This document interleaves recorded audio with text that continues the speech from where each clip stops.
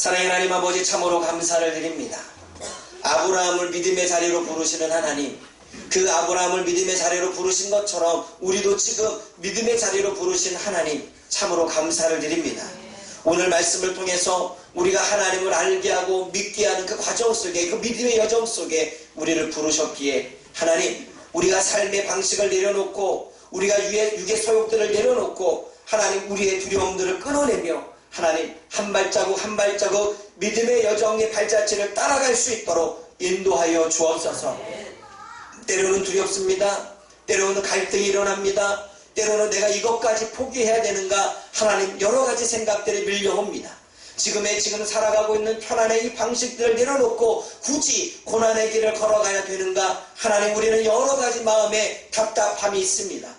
그럼에도 불구하고 그 믿음의 여정을 가는 것이 하나님의 복된 길이며, 그 믿음의 여정으로 가는 것이 구원으로 가는 길이며, 그 믿음의 여정으로 가는 것이 오히려 우리들에게 평안과 안식과 두려움이 아닌 강한 확신으로 우리의 삶을 이끌어갈 수 있다는 사실을 주여 깨닫게 하여 주옵소서.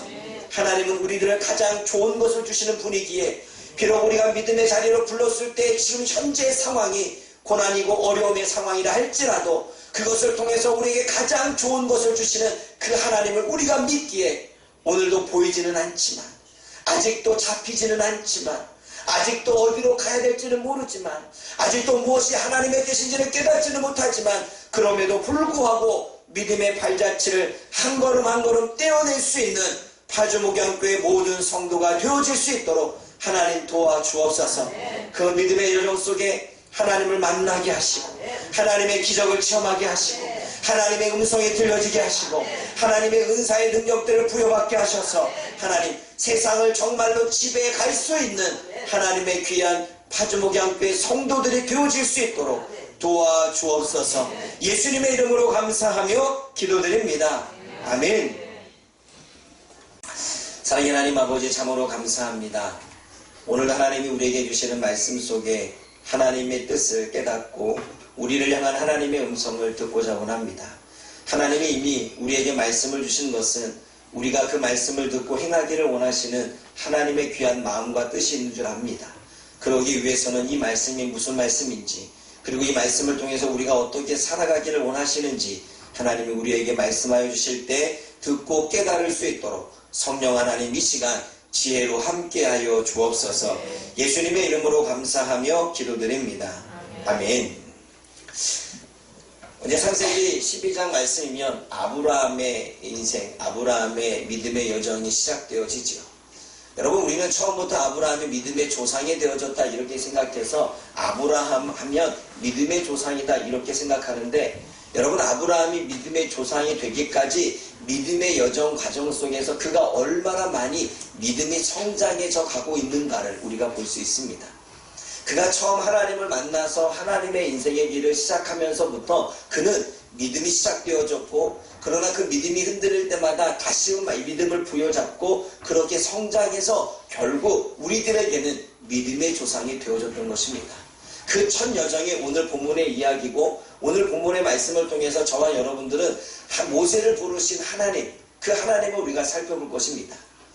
하나님은 아브라함을 부르셨습니다. 아브라함을 부르셨던 그 하나님은 아브라함에게 어떤 이야기를 하시냐면, 너는 믿음의 자리로 부르셨고, 그리고 말씀의 자리로 부르셨고, 복의 자리로 부르시는 것을 보게 됩니다. 우리가 몇 주에 거쳐서 이 말씀을 살펴볼 것인데, 오늘 저와 여러분들이 나눌 말씀은 믿음의 자리로 부르신 그 말씀을 우리가 생각해 볼 것입니다. 여러분, 12장 1절 말씀을 다시 한번 읽어보십시오. 12장 1절 말씀 읽어봅니다. 시작. 여호와께서 아브라함에게 이르시되 너는 너의 고향과 친척과 아버지의 집을 떠나 물론 오늘 본문에서는 주님께서 아브라함을 부르셨다라고 하는 단어는 없습니다. 그러나 하나님께서 잘 살고 있는 아브라함에게 나타나셨고, 그 아브라함에게 뭐라고 말씀하면 네가 살고 있는 거기를 떠나라, 그리고 내가 너에게 보여줄 땅으로 가라라고 말씀하실 때 이미 하나님은 부르셨고, 그리고 하나님이 부르셔서 하나님이 원하시는 삶을 살아가라고 이야기하는 것을 보게 됩니다. 그러면 우리는 이 본문을 통해서 부르셨다라고 하는 단어는 없지만 하나님의 아브라함을 만나게 하게 오셨고 아브라함을 부르셔서 무엇인가 말씀하시는 것을 우리가 보게 되지요. 그런데 왜 지금 살고 있는 그곳을 떠나라고 하셨고 왜 그곳이 아닌 다른 곳으로 가라고 말씀하셨을까라고 이야기할 때 우리는 아브라함이 살고 있던 곳을 생각해 봐야 됩니다. 아브라함이 살고 있던 곳은 바벨론 지역입니다.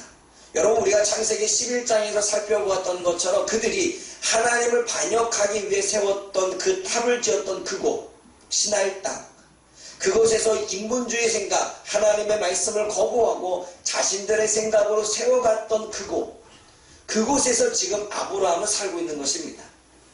그러므로 그곳은 하나님의 말씀보다는 사람의 생각이 더 많이 있었고 하나님을 섬기는 곳보다는 우상을 더 많이 섬기는 곳이 바로 아브라함이 있었던 시나이 땅이었다는 것입니다.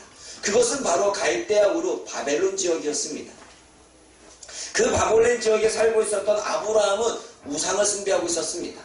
그리고 한편으로는 역사에 또는 성경에 기록되진 않았지만 아브라함의 아버지가 우상을 만드는 직업을 가지고 있었다라고 이야기합니다.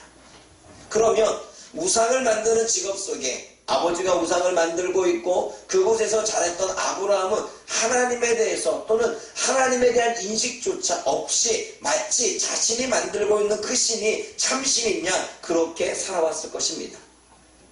그리고 아브라함이 살고 있던 시대에는 계속해서 니므롯에 의해서 땅 따먹기, 전쟁을 통해서 땅을 정복하는 시대였습니다. 그래서 자신의 야망, 자신의 육신의 정욕을 이루어가기 위해 계속해서 전쟁을 이루어가는 그 전쟁을 통해서 계속 그들이 전리품을 얻어서 자신의 부를 쌓아만 가는 그래서 자신의 욕심과 자신의 야망과 자기 자신을 위해서 살았던 시대 그리고 그곳이 바로 바벨론 지역이었습니다. 그리고 그것은 보이지 않는 것보다는 보여지는 것 눈으로 뭔가 결실로 맺어지는 것, 내 앞에 물질이 있거나 내 안에 땅이 있거나 나한테 무슨 명예가 주어지거나 이런 것들을 선호하는 그러한 세대, 그러한 가치관 속에 있는 나라에서 살고 있었던 사람이 바로 아브라함입니다. 그러므로 아브라함은 우상이 가득한 곳에 살고 있었고 보여지는 명예에 원하는 곳에 살고 있었고 또한 자신의 욕심을 야망을 이루기 위해 살아가는 육신의 정욕이 가득한 곳에 살고 있었다는 사실입니다. 그러기에 하나님은 지금 아브라함에게 떠나라고 말씀하십니다. 아브라함을 하나님의 백성 만들어야 되니까 아브라함을 통해서 믿음의 자손들을 만들어내야 되니까 아브라함에게 그곳을 떠나라고 말씀합니다. 그곳을 떠나라고 할 때 첫 번째 어디를 떠나라고 말합니까? 고향을 떠나라고 말합니다. 고향을 떠나라고 말하는 것은 본문에서는 하레츠 그 땅을 떠나라는 것입니다. 네가 살고 있는 그 땅, 바벨론 그 땅, 갈대아우르 그 땅, 우상을 섬기고 있는 그 땅, 하나님의 말씀보다는 자신의 생각과 인본주의를 살아가는 그 땅을 떠나라고 말씀하는 것입니다. 본문에서는 정확히 그 땅이라고 이야기를 합니다. 그것이 바로 고향이라고 말합니다.